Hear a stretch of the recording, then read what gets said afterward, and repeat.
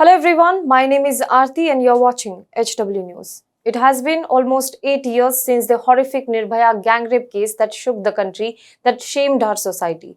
But it is a shame that even today we are asking only one question: how many more Nirbhayas? And not so surprisingly, there is no end to this question.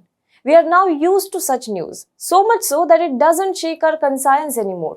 But as a woman, and I am taking the liberty to speak for every woman around me, I ask this question to myself: how many more Nirbhayas?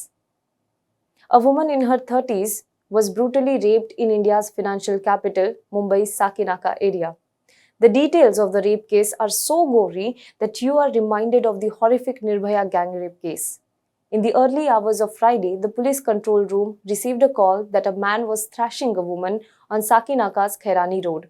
When the police rushed to the spot, they saw a woman lying in a pool of blood.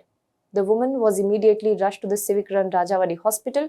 However, after 33 hours long battle for her life, today the woman took her last breath. The woman died due to excessive bleeding.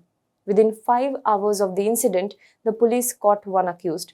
As per the preliminary probe of the police, the accused raped her brutally and mutilated her private parts with an iron rod. The incident had taken place inside a tempo parked on the roadside. Blood stains were found inside the vehicle. According to the doctors, the woman's condition was very serious. Acting on the same leads, the accused was arrested under IPC section 307, which is attempt to murder, and 376, which is rape. And further, probe is on. The police identified the accused with the help of a CCTV camera footage. Reacting to this incident, Home Minister of Maharashtra Dilip Walse Patil has assured Sakinaka rape accused will be severely punished. BJP leader Chitra, Wagh, who had met the victim at Rajawadi Hospital, got emotional after the news of the victim's death came out. Opposition leader Devendra Fadnavis has said that the Chief Minister of the state should pay attention to the case and immediately speak to the Chief Justice of Mumbai High Court and try to set up a special fast-track court to give justice to the victim. The case has evoked a strong reaction from the political quarters. NCW has also taken serious cognizance of the case. But this is not the first such brutal case that has come to light in Maharashtra in the past couple of weeks. Last week, a heart-wrenching incident. A 14-year-old girl was abducted from Pune railway station area and she was repeatedly gang raped at different places in the city. The Pune police started looking into the case after the girl was reported missing by her family. The girl had reportedly left her house and gone to Pune railway station on August 31. The girl went to the Pune railway station area as she wanted to travel outside the city to meet a friend. An auto rickshaw driver, who is now one of the arrested suspects, told her that the train she was waiting for was not scheduled until the next day. On the pretext of giving her a lift and helping her find a place to stay, he took her to another area. The man is then believed to have called his accomplices. Over the next several hours, the girl was taken to different places in the city and was gang raped multiple times. The suspects had taken her to secluded areas, places with either a tree cover or a lodge. The girl was also raped in the rickshaw and even on the premises of the railway office.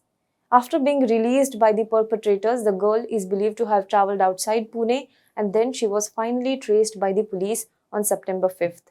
She was then taken to a hospital for medical assistance. The Pune City Police has arrested 8 persons, including 2 employees of Indian Railways and 5 auto rickshaw drivers in this case. Search is still on for 5 more persons suspected to be involved in this crime. What is sad is, after every case, there is an outrage. And these days, even the outrage and anger and demand for justice by common people of the society is missing from the public discourse. And few days later, we all forget it. We move on with our lives until we hear another such heinous case. Now even the systems have got used to this chronology of events. What is needed is a serious effort to look at the problem of rape epidemic. Questions should be asked the other way round. Why are men raping women? Despite there being so-called stringent laws, the police, why are men making society unsafe for women? What gives them the courage to do such a dastardly act without caring for the repercussions? What is it that fuels this criminal mindset? That is because the criminals, the rapists, have a firm belief that nothing will happen to them even if they commit such a heinous crime. And have you ever wondered, where does this mindset come from?